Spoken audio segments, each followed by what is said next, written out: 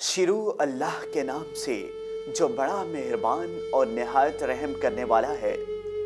एक औरत 4 मर्दों को जहन्नुम में क्यों लेकर जाएगी? तल्ख हक़ाइक़ पर मबनी एक ईमान अफरोज़ वाक़या। दोस्तों, अगर अभी तक आप लोगों ने हमारे YouTube चैनल औरत हब को सब्सक्राइब नहीं किया तो इस चैनल को सब्सक्राइब कर लें और साथ लगे बेल आइकन को भी प्रेस कर लें ताकि तवातुर के साथ हमारी वीडियोस आप तक पहुंच सकें। दोस्तों, एक औरत 4 मर्दों को जहन्नुम में क्यों लेकर जाएगी? किसी ने कहा कि जहन्नुम में एक औरत अपने साथ 4 मर्दों को लेकर जाएगी। बाप, भाई, बेटा और शोहर, यानी इन सब को इसलिए लेकर जाएगी कि जब वो बुराई कर रही थी तो इन तमाम ताल्लुकदार मर्दों ने इसे रोका नहीं।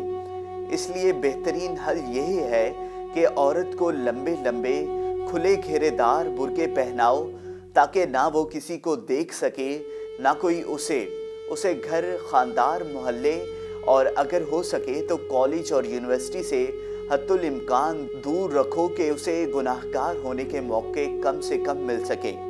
उसको घर की 4 दीवारी में दुपट्टे, चादरें उड़ाओ ताकि सूरज निकलता रहे और उसके खुले बालों का बोझ कहीं घर के मर्दों पर ना पड़े।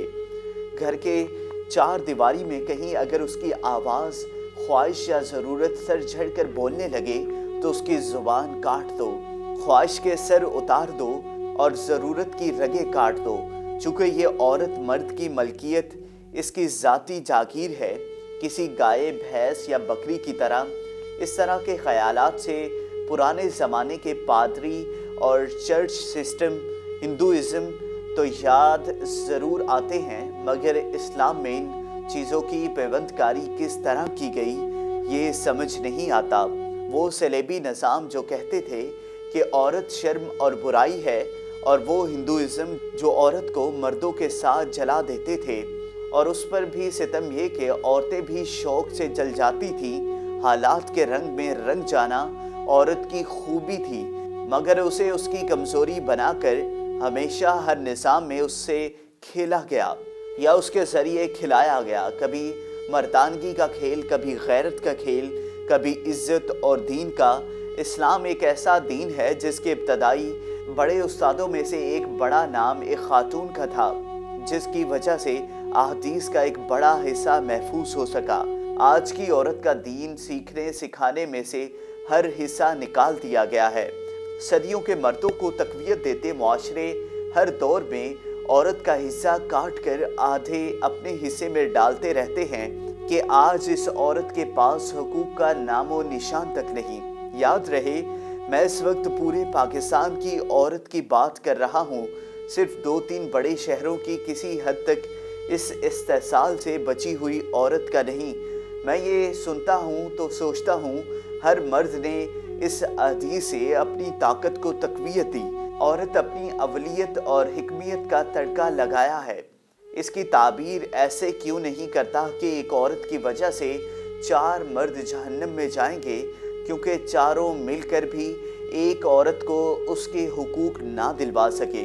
एक औरत 4 मर्दों के पल्ले पड़ी, ये कोई एक भी उसे वो इज़्ज़त व वक़ार, हक या इंसाफ ना दे सका जो कुरान और इस्लाम ने उसे अता किया। बाप और भाई फ़राइज़ पूरे करवा कर हुकूक शोहरों के गले डालते रहे, शोहर बेटियों तक धकेलते रहे, और बेटे जो खुद बादशाहों की तरह कनीज़ों जैसी माँ की गोद में परवरिश पालते हैं, तो सबसे पहला पाँव अपनी माँ को ही मारते हैं। क्या ये 4 मर्द औरतों के साथ इसलिए तो जहन्नुम में नहीं जाएंगे कि इन चारों ने मिलकर अल्लाह की बनाई एक तख्लीक का गला घोंट दिया। दोस्तों, अगर आपको ये वीडियो पसंद आई हो तो इस वीडियो को लाइक करें, कमेंट करें और ज़्यादा से ज़्यादा शेयर करें।